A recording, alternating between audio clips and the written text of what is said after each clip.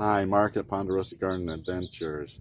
I wanted to show you one of the tools we use here in the garden. One of my favorites, a very useful one. It's called a three-way meter.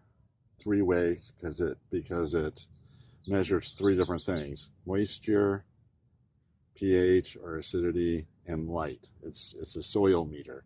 It has these two probes. You insert them into the soil and you flip this switch to decide whether you want to measure moisture, light, or pH. Now pH is pretty much for if there's an issue like certain plants like acidic or alkaline soil, so I'll use that for those plants. Light is pretty much for like bulbs and stuff to make sure there's enough light getting down deep into the soil. So I mostly use it for the moisture meter, and that takes a lot of the guesswork out of, am I getting enough irrigation to my plants?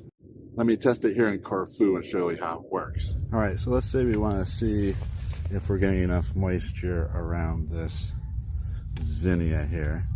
I'm just going to insert these probes right next to it, make sure it's set to the moisture. You can see it goes all the way over to wet, just between moist and wet, so that is plenty moist. That's going to be fine for the hot weather. So the irrigation seems to be working here in Corfu, so I'm pretty confident we're okay with the irrigation here, and I can move on to the next bed.